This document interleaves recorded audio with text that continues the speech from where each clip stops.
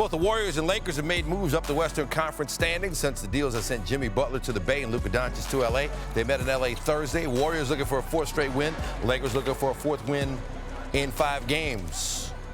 Under 8 to go in the first half. Warriors up 6. Jimmy Butler driving past Luka Doncic, and he lays it in. Warriors go up 8. Under 5 to go in the half. Warriors up 6. Steph Curry. Tough bucket there, and the foul. Just threw it up over his head, and it goes in. Warriors go up 9 after the free throw. Under 3 to go in the half. Brandon Pajimski went silly. Gets the bucket there. Warriors with 30 assists on their 39 buckets in the game. Ensuing Lakers inbound. Lakers turn it over. Pajimski. 3 more. Warriors go up 15. Final seconds of the half. Lakers down 12. Doncic drives in for the layup. Not a good shooting night for Doncic. Just 6 for 17, 0 for 6 from 3. And then Pajimski right before halftime. 22 points, 6 threes in the first half.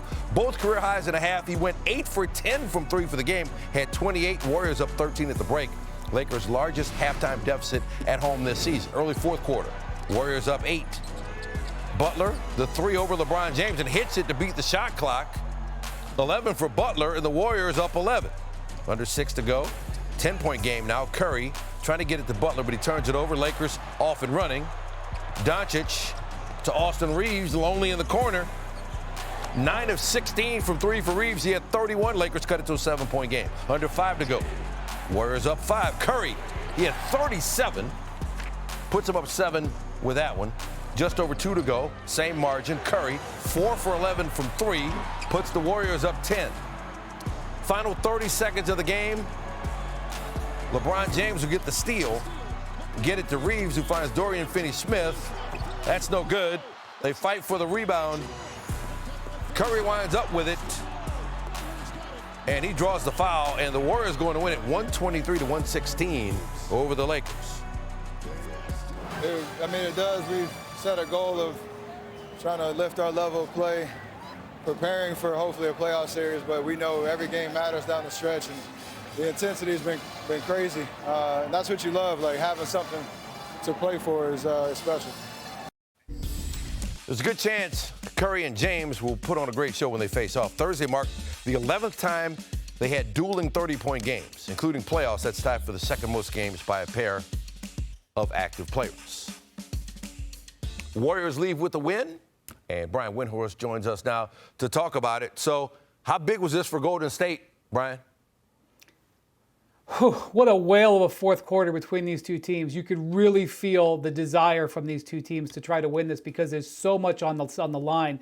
And the Warriors come out with, I think, their biggest win of the season, Stan, to go in on the 6th game of a road trip. They've been on the road for 2 straight weeks in a vitally important game for seeding in a place where the Lakers were 29-9 this year. They've been awesome at crypto. And to basically just pull it out, just tremendous performance. To win in Memphis and then to win in LA.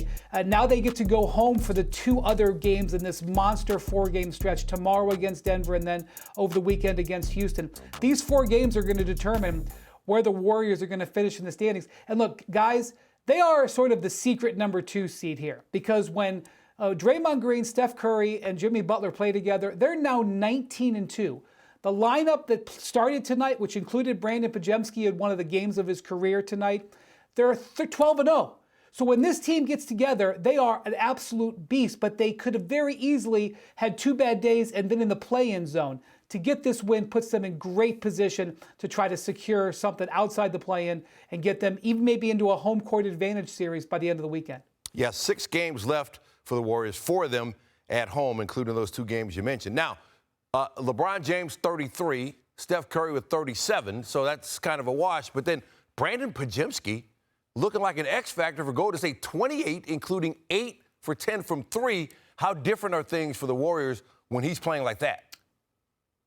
Yeah, well, Pajimski has been tremendous for them during this stretch. But in this game, Stan, it was really Pajimski stepping up and Luka Doncic not. I mean, this fourth quarter was just incredible basketball. I mean, Austin Reeves scored 20 points in the fourth quarter alone. LeBron had 11 in the fourth quarter. Luka made no impact on this game whatsoever. He didn't play poorly, But this was a game where all of the stars came, and Brandon Podziemski played like a star. Down the stretch of this game, Draymond Green made plays, Jimmy Butler made plays, Steph made plays, LeBron and Reeves throwing haymakers. Luka Doncic was not involved. So, look, tonight doesn't define his season, but if the Lakers are going to get where they want to go, which is a top 4 seed, they're going to need Luka Doncic to deliver. That didn't happen tonight. Yeah, he did have 19 points, but 6 for 17 shooting, and the glaring number, 0 for 6 from 3. So he'll have to step it up for the Lakers to get where they want to be. Wendy, we appreciate it. Let's go to the Doc Rivers Bowl. Bucks and Sixers. Giannis with a lot of responsibility on his shoulders with Dame Lillard out. Here's what Doc had to say about that. With Dame out, I talked about it about 4 or 5 days ago. I said, you are now literally our point guard, and you have to be our playmaker and our scorer. Giannis said bet. He would go right to work early second quarter. It's a 6-point game. Going the other way. Giannis looking like a point guard with that pass behind the back. 4-point deficit now. Now they're up 1. 3 minutes to play in the half. Giannis double team. Throws it across. Taurean Prince for the 3. Bucks shot about 52%. Another incredible pass from Giannis. Bucks up 4 after that shot. Now tied at 59. Giannis with a bully move all the way in for the layup. He had 20 points, 7 rebounds, 8 assists in the half, and Milwaukee led. Now Doc Rivers, he left the bench in the first half. Darvin Ham coached the rest of the game. Doc was feeling ill, and so too was Giannis, but he stayed on the court. Bucks up 7 as he put back his own miss. Now under 6 to play in the fourth. Quentin Grimes blocked by Brook Lopez. Giannis has the ball going the other way. Feeds it to Prince. Career high 17 helpers for Giannis. Now 121-108. Milwaukee, Giannis double team, draws contact, fade away. Yeah, the NBA's first ever 35-point, 17 rebound, and 20 assist performance. I just try to make the right plays. I feel like I've been creating so much attention, and guys are wide open, and they're always in the right spot. They make it easier for me. They create space for me, so I'm able to operate. And when I don't have nothing, I cannot go all the way. They're wide open, so I'm just trying to make the right play. Giannis has now gone 6 straight games with 30 points while shooting 60% from the field. That ties LeBron James for the longest streak by any player in the shot clock era. LeBron did it with the Heat back in 2012-13, en route to winning MVP that year. And maybe LeBron was right. Maybe he would have scored 250 points a game back in the day. Grizzlies and Heat went down to the final seconds in Miami. Heat on a 6-game win streak that followed a 10-game losing streak. Grizzlies part of that 3-8 logjam in the West playoff standings, and they had lost 7 of 8. Desmond Bane, no good. Ja Morant there for the tip-in. Bane 6 for 23, had 17 points. Grizzlies up by 5. Now Bam Adebayo attacking. 26 for Adebayo to go with 7 rebounds, 5 assists, 103 apiece. Moments later, Morant right down the lane for the flush, and the Grizzlies back up 2. Later in the fourth, Grizzlies down 1. Jaren Jackson Jr., the big man, can knock him down from out there. 3 for 5 from 3. He had 13. Grizzlies up 2. Less than 20 seconds to play. Tyler Hero trying to play the role of Hero. He had 35. It's 108 apiece. Came down to this. Last possession of the game. Tied at 108. Morant going right at Khalil Ware, creating some space. Got the roll. Ball game. Morant fired up, celebrating with his dad. Here's another look at it. Up and in. Here's what he said after the game. A pigeon guard me. Go get a bucket, win the game. Simple as that. Morant with 30, and the Grizzlies take it 110-108. Morant, the only player with 30 points in a game-winning buzzer beater in Grizzlies history, and he's now done it twice following his 30-point game on Thursday. He becomes the 8th active player with multiple games with 30 points and the game-winning buzzer beater. Now, the NBA warned Morant about making a shooting gesture with his hands Tuesday night against the Warriors, but Morant appeared to do it again in the first 5 minutes of the game against the Heat on Thursday. He made the gesture after his first basket of the game, a three-pointer. Morant did not get any questions from reporters about it after the game. Anthony Edwards and the red-hot T-Wolves hitting the road to take on Brooklyn. We're going to jump to the second quarter. T-Wolves up by 5. Watch Ant. Offensive rebound, corner 3. After the shot, He steps on Nets coach Jordi Fernandez's foot. Uh-oh. Rolled his ankle on the foot. He'd get help to the locker room. Just awful. T-Wolves led by 12 at halftime. About 7 minutes remaining in the quarter. It's a 7-point lead for Minnesota. Edwards warming up in the third. And he's back in the game. So an exhale in the Twin Cities. And he drills a 3, 10-point lead for Minnesota. Early fourth, same advantage.